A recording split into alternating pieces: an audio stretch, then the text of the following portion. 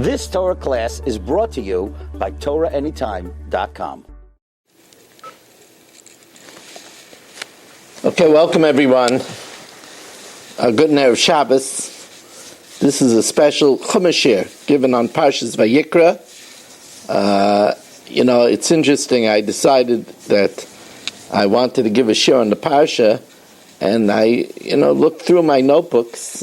I looked through about 10, 12 of my notebooks from different years, and there wasn't a shir on Vayikra in any of the 12 notebooks, which is really quite remarkable.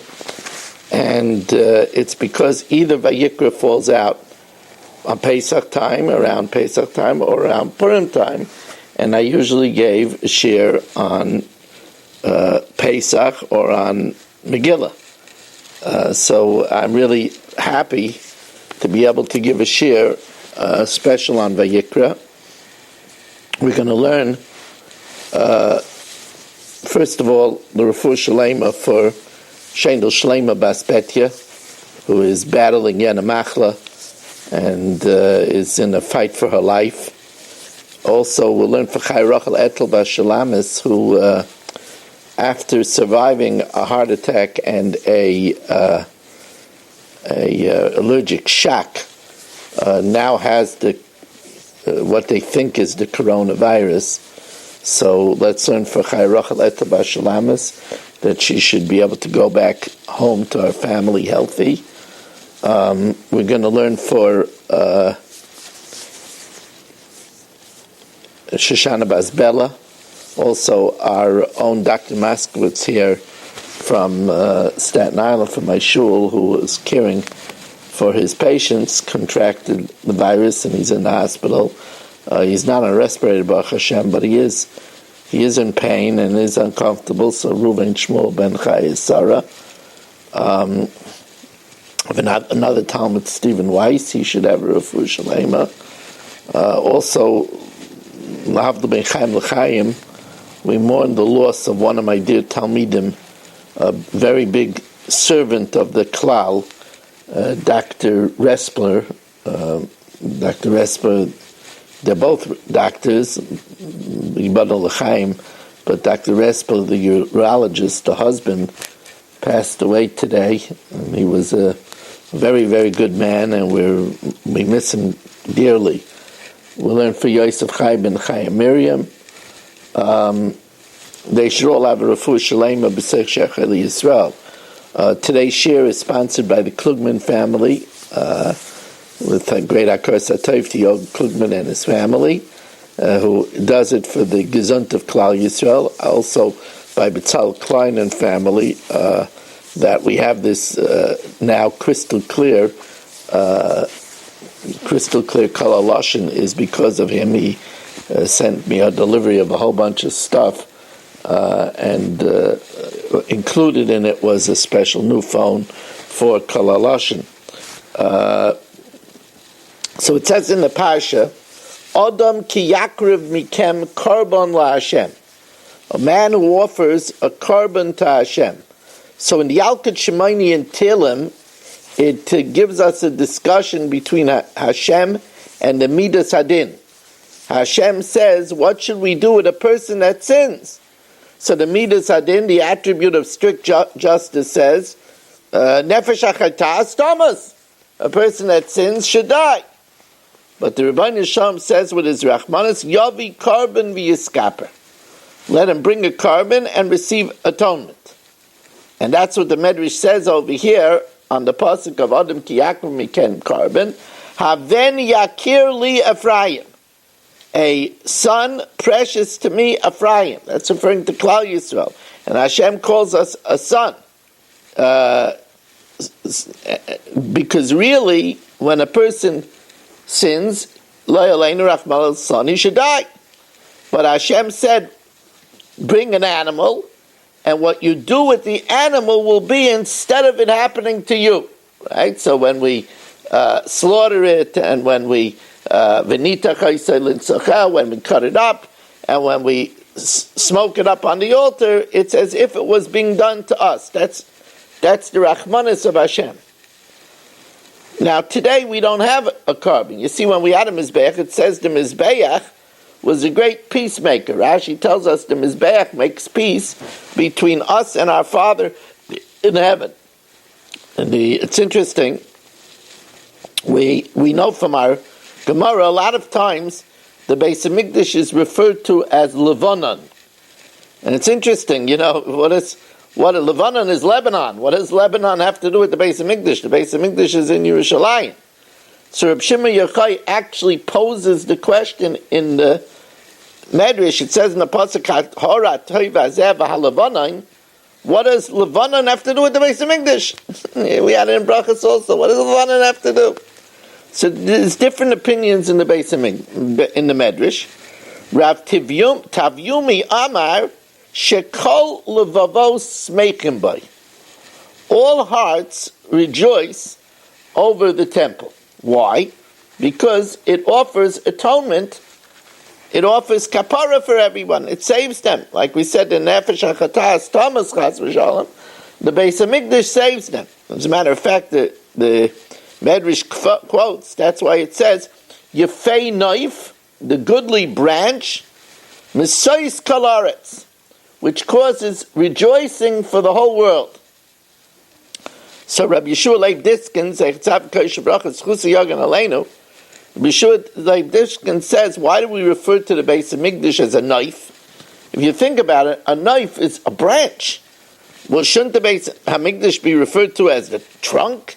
Why are you referring to the Beis Hamikdash as a knife? Yefei knife, Mesayis Kalaretz. What's that all about? So Rabbi Yeshua Leib Diskin says the tree, the fruit is only enjoyed by its owner. But the branches give shade to all the passerbys. And he says the same thing is with the Beis Hamikdash. The Beis Hamikdash benefited the whole world, even the Goyim. Right? It says if the Goyim would have known that the Shivim Purim of Sukkot atoned for the 70 nations, they would have never destroyed the Beis Hamikdash. It's Yefei Naif, Mesayis Kalaretz. It's Levanon because Shekol Levavais Smeichim Boy. It brings happiness to the whole world. But now we don't have a Beis Hamikdash. And therefore it's very important to know, now that the world is in a state of trepidation, on high alert. Those that live in Brooklyn see pictures of tents by Maimonides Hospital. It's so frightening.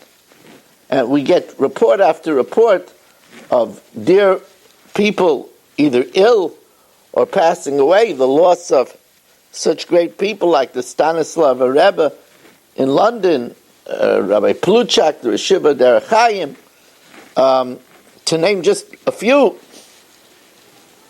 So we're all looking for segulos. We're all looking for ways to protect ourselves. You don't have to get fancy.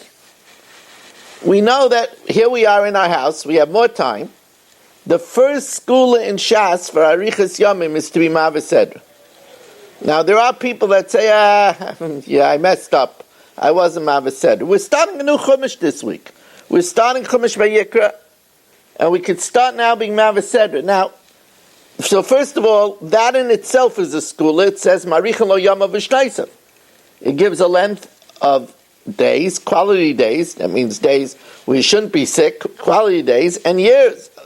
We should have longevity ahead of us. So that's really a good thing to do now, right after the Shir, to break out a Chumash, take an English Chumash, and start doing Maveh Seder Vayikra. Shnai Mikra V'Echad Targum. You have plenty of time. We're not even going to shul. That's number one. It's good to see Shali Zayton. It's good to see Yoel Traub. It's good to see Leiby Vego, Ben Seligson, Mark Rottenstein, Avram Baruchov, to name but a few of the people that are watching on Facebook. It's good to see, of course, everybody in Torah at anytime.com, Carl Lushin, the digital recordings. Again, I want to remind you that the shir is also sponsored by Chickens for Shabbos. chickensforshabbos.com, a wonderful way to help Malamdim grushos, agunos. No money goes to the organization. Chickensforshabbos.com. There is a link on my Facebook page if you want to give to it. Chickensforshabbos.com. So as I was saying, so the first thing is that Bimava said. But now, this week, here we said, the Midas Adin says, what should we do with the Nefesh HaChatas? So the Midas Adin says, Nefesh HaChatas Tamas. The Rabbeinu Shalom says, don't let him bring a carbon. Nowadays, we don't have a carbon. What do? So it says, Zais Tyrus Ha'ila. Why does it should have said Zais Ha'ila? This is the burnt offering. Why do you mean Zais Tyrus Ha'ila? That Kalaimer Tyrus Ha'ila, the Rabbeinu Shalom considers it as if we're Makriv an Ha'ila. Zais Tyrus HaChatas, it's as if we're Makriv HaChatas. So we still have a mini Beis HaMikdash Archumish, where we lane it, and it says we were given the Rabbeinu Shalom who cares for us even when we don't have a Beis HaMikdash. Rabbeinu Shalom gave us a secret. Unishalma porim sifaseinu. Our lips can make up for the bulls. That's what it means. Unishalma porim sifaseinu. Our lips could make up for the bulls. So when we lane the Parsha, when we lane the Ayla, and we lane the Chatas, and we lane about the Mincha, it's as if we offered this. And we said that the Rabbeinu Shalom says, I'll take that instead of death. Well, that's what we're all trying to avoid now. There's death in the streets, Rahman al-Litzlan. We're trying to avoid it, and this is a great way. Remember what it says. Yefei Naif Mesais Kalaretz, the Beis HaMikdash was called a branch, because the branch benefits all the passerbys. The Beis HaMikdash, the Karbanos benefit everyone. It says that Gematrios, it says in Pirkei Avos, that Gematrios are the secrets of the Torah. Welcome Wayne Greenberg, welcome Alan Oberstein, Abe Schoenfeld. Here's an example where the Torah foretells the future. It says, Adam ki yakriv mikem karban laHashem. A man who offers a karban laHashem. The words yakriv mikem karban laHashem, remember, laHashem is lamed yud kei vav kei. If you're checking up on this gematria, I always give you exact gematrias. Yakriv mikem karban laHashem is exactly gematria 830. You know why? Because the first Beis HaMikdash is 410, and the second Beis HaMikdash is 420. So that's a total of 830. So the Torah is letting us know how long will we have the schus to offer up karbanos in the Beis HaMikdash? Ki yakriv miken karban laHashem. That's 410 is the Bayis Rishon, and 420 is the Bayis Sheni. That's 830. That's Gematria Yakriv Mikem Karban laHashem. This, by the way, I wish it was my vart, but it's not my vart. The Imrei Noyam says this vart. Now, on the pasuk of Adam Ki Yakriv Mikem Karban laHashem, people learn Vayikra, and they think, Vayikra, it's karbanos. It's nothing practical. Yeah, we'll get up to Parshas Kedoshim, we'll learn about after Reach Kamoicha, we'll learn about Lo Yiselech Rachel Ba'amecha. That's practical stuff. But this business about the karbanos, it has been around for thousands of years. There's a lot of practical lessons in this Parsha. You just have to know how to learn it. Adam ki yakriv mikem karban laHashem. Rashi says it doesn't say ish ki yakriv mikem karban laHashem. It says Adam. Why does it use Adam? Why does it use the term Adam? You should know that Adam is a term that's used strictly for Jews, right? It says Yisrael Kriyan Adam ve'ein Akim Kriyan Adam. There's a lot of explanations for that. One explanation is that there are 4 terms for a man: Adam, Ish, Enosh, and Gever. Of the 4, 3 of them are pluralized. There's Gevarim, there's Anoshim, and there is in Tanakh Ishim. But Adam is never pluralized. You know why? Because all of Klal Yisrael is really one. Ish echad b'leiv echad. Shivim nefesh, not shivim nefashos. That unity is only by Yisrael, not by Goyim. There's another reason, because Adam stands for Adamet le'elyon. Klal Yisrael could be the likeness of the one up on high. So why does it say Adam ki yakrav mikem karban laHashem? We'll learn in Masechtas Zvachim that a guy could also bring a carbon. So it shouldn't say Adam, which is only a Jew, it should say Ish. So Rashi says from the Medrash, you know why it says Adam? Because when you bring a carbon, you have to be like Adam Arishan. Adam Arishan had no one to steal from because there was no one else around. So when he brought a carbon, it was his. That's the way you have to bring a carbon, that's why you have to do a mitzvah, a tzedakah. It has to be kosher gelt. It can't be stolen. And in general, this means also that whenever we do a mitzvah, we have to make sure it's not through an aveira.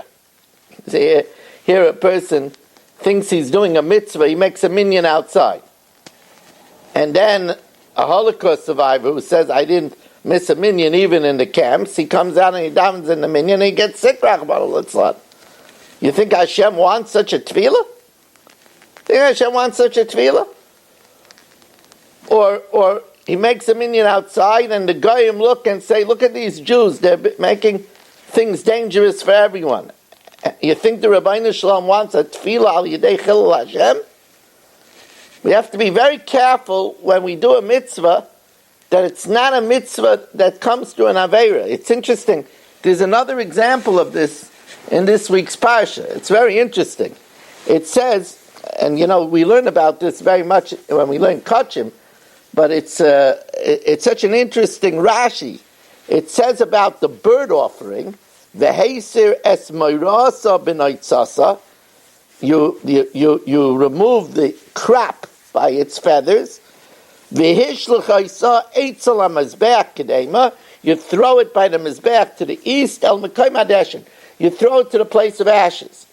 So the crap of a bird doesn't get to go on the altar. But what about an animal? By an animal it says, kirbayim ukra'av. Its innards, its feet are washed and it's put on the mizbeach. So why by a bird it doesn't go on the altar? It gets thrown, the crap is removed, it gets thrown off, and it's put on in the place of ashes. But the innards of a carbon that goes on the altar, goes on the mizbeach. So Rashi says an interesting reason. Rashi says because an animal eats from the trough. An animal eats permitted food. A bird, on the other hand, goes and eats in other people's fields. It's forbidden food. And therefore the crap that has stolen food in it, it's not allowed on the altar. The kirbayim of an animal that eats from the trough of its owner, that could go on the altar. You have to be very careful. Here's a person, he's a big shot, and he gives tzedakah, but he doesn't pay properly his tuition. You think the Rabbeinu Shalom wants that tzedakah? First, he has to take care of his own responsibilities. It's scary. Rabbi Yisrael Salanter always taught us about the correct balance. He would go to somebody's house, and the balabas would tell him, yes, by our meal, we speak between each course, we say Divrei Torah, and we listen to the children. And Rabbi Yisrael Salanter says, look, I'll come and eat by you as long as the meal is fast. So he didn't know why. He listened. They made a fast meal. And then afterwards he said, why? So Rabbi Yisrael Salanter called out the maid. They had a maid. And said, I'm sorry I rushed the meal. So she said, no, to the contrary. I worked so hard, I'm going to get some extra sleep.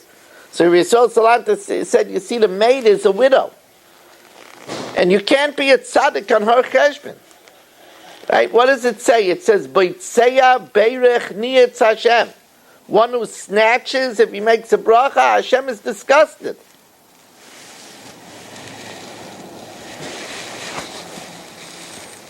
Now, I want to share with you, we talked about the carbon. It's amazing if you start looking in the Torah at the Ramazim in the Torah. For example, it says, V'shachat as ben abakar. It says, V'shachat as ben bakar. Now, the Gemara tells us that what's the difference between an egel and a bakar? An egel, a calf, has to be in its first year. Ben bakar or bakar has to be from a year on. So the question is, why does it say ben bakar? It should say v'shachat bakar. The Paneach Raza, now Paneach Raza is one of the Rishonim. The Paneach Raza says that the gematria of ben bakar is exactly 354. That's a lunar year. Because it's only from 354 and onward that it is considered a ben bakar. Before that, it's an egel. Before that, it's a calf. You see how many secrets there are in the Torah? Now, we all know that Vayikra Moshe. So it's famous that Vayikra has an aleph ze'ira, a small aleph. The aleph of Vayikra is small. And everybody talks about why is the aleph of Vayikra small. So probably the most famous pshat of this question is talked by everybody. Everybody that's anybody talks about the aleph ze'ira, the small aleph of the Vayikra. So probably the most famous pshat is the Klei Yakar. Aleph, what does the word Aleph mean? Aleph is a famous Gemara in Masechta Shabbos, where Rabbi Akiva was young, and it says that people came in the Beis Medrash and darshan that which they never heard. He says Aleph Beis Gimel Dalet stands for Aleph Bina Gimel Dalim. Learn understanding and be benevolent to the poor. Those are the ABCs of Yiddishkeit. So Aleph means to teach and to learn. You know that an Aleph is a diagonal Vav and two Yuds. That's 26. That's Yud K Vav K. But Aleph is the teacher. So when it has a small Aleph, the Klei Yakar says to teach us in the beginning of the Chumash that if you want to excel in learning, you have to be humble. And I can tell you this, Lo yabaishin lamad. One who is embarrassed is not going to learn. I've seen it in yeshiva, that the Talmidim that weren't embarrassed to say, Rebbe, what do you mean? What's the difference between, this type of bayra and that type of bayra? Other people were embarrassed to admit that they didn't know. But the one that asked, he became smart. And he knew, he had a comprehensive knowledge, because anything that he wasn't sure of, he asked. So that's why an Aleph Ze'ira, we learn for Shlomo ben Esther Rachel, the Aleph Ze'ira, it teaches us that if a person wants to excel in learning, he can't be embarrassed to ask. That's a big yesod. But I want to share with you a Chasam Sofer. This Chasam Sofer, wow. Those that learned with us the Daf HaYomi know that we had a Gemara about Rabbi Yishmael Kohen Gadol, that when he went into the Beis Hamikdash on Yom Kippur, so the Rebbeinu Shalom appeared, and Gemara refers to him as Akasriel Ka. One of the names of Hashem is Akasriel. Now we all know that one of the things that people do now is they say Tillim, Kapitel 91, because it's called the Shir Shel Pegoyim, the song that protects us from anything bad happening. It's called Shir Shel Pegoyim. The reason why we say it now is because it says in it the verse, V'nega lo yikra ba'alecha, and a plague shouldn't come near your house. It's interesting that it starts off with Yoshev b'seiser Elyon. Hashem is in It dwells in the secret up high. Yoshev b'seiser elyon. The word b'seiser is b'gematria 662, which is the gematria of Akasriya. That's interesting. But you'll say, Rabbi Weiss, why are you telling me this? So the Chassam Sofer Zeichet Tzadiv Kodesh Rachas Chusi Yagan Aleinu says a remarkable thing. He says, Vayikra Moshe is exactly B'gematria 662. Vayikra Moshe is exactly, because Akasriel spoke to Moshe Rabbeinu, but Moshe Rabbeinu wanted to hide it. And therefore he made the aleph small, as if not to count it, then it becomes 61. 661 is the gematria of Esther. It's hidden. Moshe Rabbeinu tried to hide his greatness. That's Moshe Rabbeinu, the ish anav mi'ayid mikol adam. Now, as I said, everything that we learn in the Gemaras in Kachim, we don't realize right away the significance. We have whole Gemaras that say that there's two types of bird offerings. There's the Oila Sa'if and the Chata Sa'if. Now the Chata Sa'if, the Torah says, it's one of the 365 lavin. The Veshisai Aisai B'knafav, when you are doing the procedure, the ritual of the bird sin offering, you divide it, but v'lo yavdim. But you're not allowed to completely separate it. That's by the Chata Saif. On the other hand, the Oila Saif, you're supposed to completely separate. Now, we learned this in Gemara in Zvachim, and it's part of the procedures of an Oila Saif, Chata Saif. There's all kinds of things. Like, there's a red line, which is called the Chuta Sikra, that bisects the height of the Mizbeach, and while most karbanos are offered below the red line, the blood is sprinkled below the red line.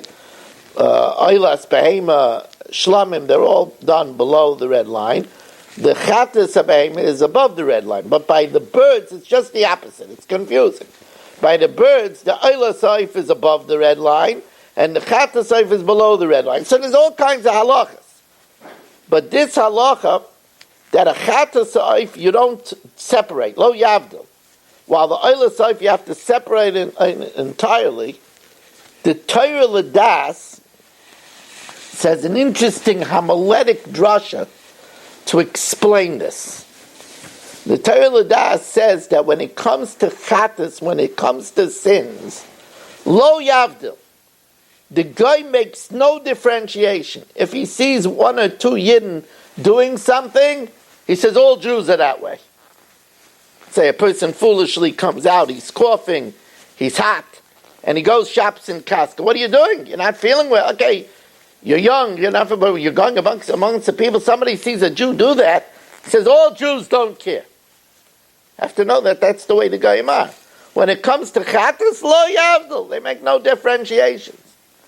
On the other hand, when it comes to a oila, a maila, they're yavdil. There they say, yeah, look, you could find a good Jew. There are exceptions. You could find a good Jew once in a while. Look, there's got to be. But that's not indicative of everyone. Unfortunately, that's the cynical way. And let me use this as a platform to say that nowadays we have to be so careful. Already the Goyim are saying, look at Jewish centers. It started with New Rochelle, and then look now at Muncie, and look at Borough Park. What is this? It's a Jewish problem. Now, Lamaisa is, we know that we have a lot of situations where we come together. We have minyan 3 times a day. We have mikveh. We have preparing for Pesach. There's all kinds of things that we have. We understand. But the guy doesn't need too much of an excuse. So once again, it's incumbent upon us to show tremendous respect, tremendous care that we're very concerned about the contagion, and we're taking it very seriously. By now, all of the Gedolei Rabbanim have said there shouldn't be minyanim, even outside. I know it's very tempting. You want to daven, you want to say Kiddush, you want to say an Amen Yeshmei Rabbah. But like we said, if it's a mitzvah, Baba Aveira, the Rebbeinu Shalom doesn't want it. But say a Beirach, Niyatz Hashem. It makes Hashem very upset. Have to know, it's so interesting. You could even have people that normally don't go to a minyan. Now all of a sudden they want a minyan. It's reminiscent of what it said in the Midbar. After they heard the report of the Meraglim, so the Bnei Yisrael said, we're not going. So Moshe Rabbeinu said, Kalev said, Yeshua said, why not? The Rebbeinu Shalom is with you. What are you worried about? No, we're not going. So then Moshe Rabbeinu let them know that they're going to die in the desert and that they can't go. And now all of a sudden they wanted to go. Moshe Rabbeinu said, don't go.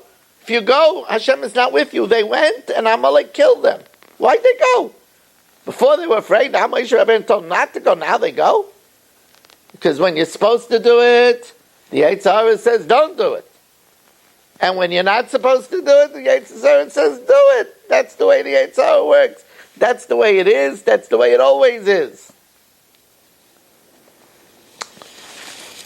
So, first of all, I want to thank you for joining me for this special impromptu share on the Parsha. A few things. First of all, I want to remind you that if you want to be on my email list and get my Mechiras Chometz star and be invited to the virtual Siyum, when it's going to be on Erev Pesach, you could send me your email, either text it to 718-916-3100, again 718-916-3100, or email it to rmmwsi@aol.com. That's Rabbi Moshe Meir Weiss, Staten Island, at AOL.com. And also the shir on Tublat, on Daf Chaf Aleph and Chaf Beis and Masechta Shabbos, I'll be giving on Facebook and, of course, on Torah Anytime and on Zoom at 9:30 Matzah Shabbos, Be'ezus Hashem. Again, I want to remind you, have everybody in mind. First of all, everybody should be safe and not worried, and should have, a good, happy Shabbos. Remember, Shabbos is the Makar HaBracha, right? What do we say in L'chadaydi? Likra Shabbos l'chul v'neilcha, ki hi Makar HaBracha. It is the source of all blessing. In the schus of our Shabbos, we should be healthy. We shouldn't have any scares. We shouldn't have any symptoms.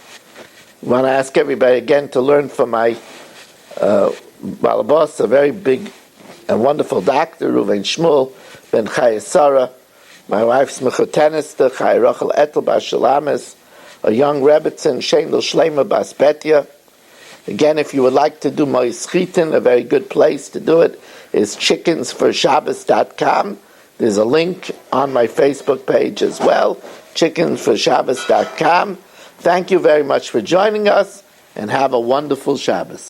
You've just experienced another Torah class brought to you by TorahAnytime.com.